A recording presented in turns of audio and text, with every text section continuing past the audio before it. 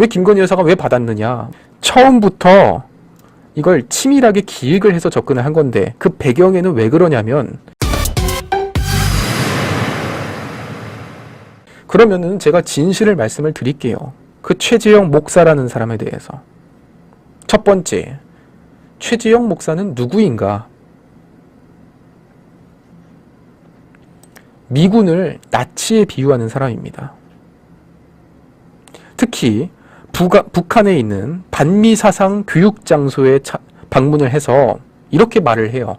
6.25 전쟁 중에 미군에 의해서 처참하게 주민들이 학살됐다. 그러니까 전쟁을 마치 미군이 일으킨 것처럼 표현을 하면서 북한 주민들이 학살됐다. 미군을 나치까지 비유하는 이런 발언이 나온 겁니다. 실제로 2014년 북한을 방문한 뒤에 촬영한 영상을 현지 소개하면서 이렇게 언급을 한 것이죠. 6.25 전쟁 중에 북한 주민들이 미군에 의해서 처참하게 학살됐다. 학살당하신 북한 주민들의 유품이 전시돼 있다. 제가 그 통계도 다 찍어놨다.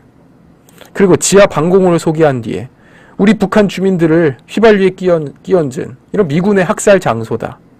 마치 나치가 독가스로 죽인 것처럼 미군이 북한 주민들을 학살시켰다. 그러면은 저 최지영이라는 사람 입장에서는 미군이 전쟁을 일으켰고 미군이 학살한 거고 북한은 일방적인 피해자라는 것이죠. 그렇지만 역사적 사실은 정반대 아니겠습니까? 과거 이 최지영 목사가요, 미국에 가요. 그래서 미국에서 창간한 매체가 프레스 아리랑이라는 곳인데 거기에는 북한 당국의 논평이 그대로 실려 있는 것이죠. 제가 예전부터 이해가 안 가는 게 뭐냐면 꼭 이런 친북 성향의 인사들이 본인은 북한 가고 본인 자식들한테는 미국에 가고 이런 내로남불의 모습을 보여줘요. 대표적으로 뭐 임종석, 본인 딸은 유학 보냈잖아요, 미국으로. 조국, 본인 아들은 조지 워싱턴 대학교 유학 보내고, 조미는 미국에 그렇게 수차례 가고 아이폰 쓰고 차량은 외제차 타고. 이게 얼마나 큰 내로남불 아니겠습니까? 그렇게 북한이 좋다면서 막상 본인은 또 미국에 가서 활동을 하는 이런 최재형. 그런 이제 언론을 창간해가지고 계속해서 반미 성향의 기사를 내고 북한의 논평 소식을 그대로 전하면서 이건 사실상의 간첩에 준하는 이런 활동을 했던 사람이다. 실제로 문재인 정부 때 국보법 위반으로 어떻게 보면 이 조사를 받은 사람 아니겠습니까? 그러면 이제 첫 번째로 이 최지영이라는 사람에 대해서 말씀을 드렸고요. 두 번째로 도대체 어떤 이유에서 이런 사단이 났냐? 왜 김건희 여사가 왜 받았느냐? 뭐 이런 점에 대해서 말씀을 드려볼게요. 이 최재형이라는 사람이 수시로 김건희 여사에게 면담을 요청을 했어요. 처음부터 이걸 치밀하게 기획을 해서 접근을 한 건데 그 배경에는 왜 그러냐면 이 최지영이라는 사람이 이제 친북 성향이라는 거 아니에요. 이제 간첩이라는 겁니다. 그런데 계속해서 뭐 물건을 사가지고 비싼 걸 사가지고 김건희 여사한테 면담을 요청합니다. 그러면서 접견을 주선하고 작품 구입, 인사청탁, 특강을 집중적으로 요구를 했는데 김건희 여사가요, 이걸 다 거절을 해요. 그러니까 그 거절한 거에 대해서 앙심이 생긴 거죠. 그래서 어떻게 접근을 하냐?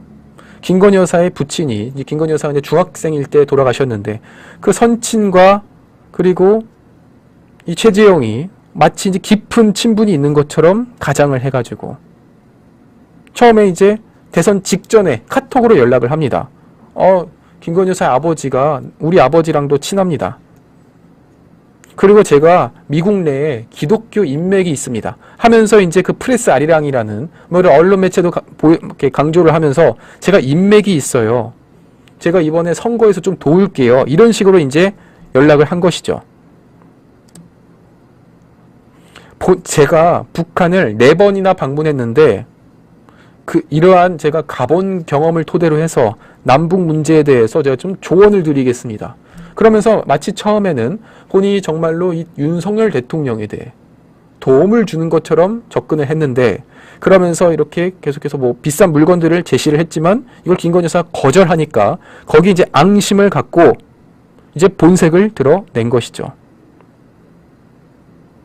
특정인에 대한 면담을 요청하고 대통령 그 만찬 초청에 대해서 자기도 초청을 해달라. 이런 민원을 쏟아냈다고 해요. 그리고 본인의 출판 기념회에 김건희 여사가 와달라. 양평에 있는 본인의 큰형님한테 대통령 추석 선물을 보내달라. 이게 계속해서 한두 번씩 들어주니까 일정 수준을 넘어서고, 그래서 결국에는 김건희 여사가 이제 연락을 끊어요. 그러니까 그때부터 이 최지영의 스토킹이 시작이 되는 거죠. 어떻게 내가 이렇게 너 힘들 때 도와줬는데 연락을 하지 않았느냐, 왜 씹느냐 하면서 그걸 계속해서 이렇게 아무 말도 없고 반응도 없어서 난처하네요. 제가 경기의 인물이 된 것 같네요. 저는 여사님 도와드리려고 팩트를 묻는데 왜 답을 안 하세요? 그러면 김건희 여사가요, 마음이 여리잖아요. 그러면 다시 한번 어떤 일이냐고. 결국 김건희 여사의 그 선친과의 친분을 이용해서 접근을 했고 본인의 이런 민원을 계속해서 요청을 했는데, 여기에 대해서 김건희 여사가 이젠 안 되겠다 싶어서 연락을 끊으니까 애초에 이런 목적을 갖고선 기획, 취재, 몰카 사건을 벌인 것이고, 여기에 대해서 본인이 이걸 찍은 다음에 그걸 서울의 소리다가 제보를 해가지고 김건희 여사가 비싼 거는 받고 싼 거는 안 받았다, 이런 식으로 이거를 언론에 퍼뜨린 겁니다. 당연히 지금까지는 대통령실에서는 이거는 대답할 가치도 없는 사건이다 라고 어떻게 보면 무대응 전략을 펼친 겁니다. 그렇지만 그 김경률 비대위원으로 인해서 이번 일이 이제 공론화가 되지 않았습니까?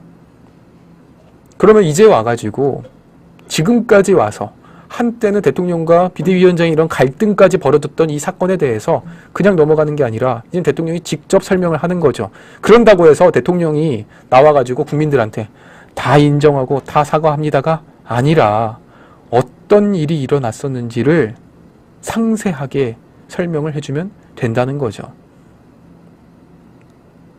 그러면은 이제 모든 일이 다 끝나는 겁니다. 다만 그 아까 뭐 언론에서 비판한 것처럼 사전 각본을 준비하지 말고 기자들의 질문을 정면으로 받아라, 이러면 안 되는 거예요. 철저하게 어떤 이 질문이 들어올지, 최악의 질문이 들어올지, 함정 질문이 들어올지에 대해서 다 답변을 준비를 하고, 예상 질문과 예상 답변을 다 철저하게 준비를 하고, 그리고 만약에 사과를 한다고 하더라도 김건희 여사가 명품백을 받아서 사과합니다가 아니라 이거를 정말로 이런 식으로 악질적으로 접근을 해서 줬기 때문에 이 받은 거에 대해서 국민들께 어떻게 보면 마음에 이런 우려를 갖게 해드려서 죄송하다. 그러니까 이제 국민들한테 죄송해야 되는 거지, 이거를 뭐 엉뚱한 데다가 죄송하다고 말할 필요 없는 거예요. 왜냐? 최지영이라는 사람은 어저께까지도 지금 라이브 방송 좌파 유튜브에 나와서 본인은 잘못이 없다고 뻔뻔하게 나오고 있고, 지금 민주당에서 수많은 가짜뉴스가 유포되고 있는 가운데 그 중에서 단 한 사람이라도 본인이 잘못했다 인정한 사람이 있습니까?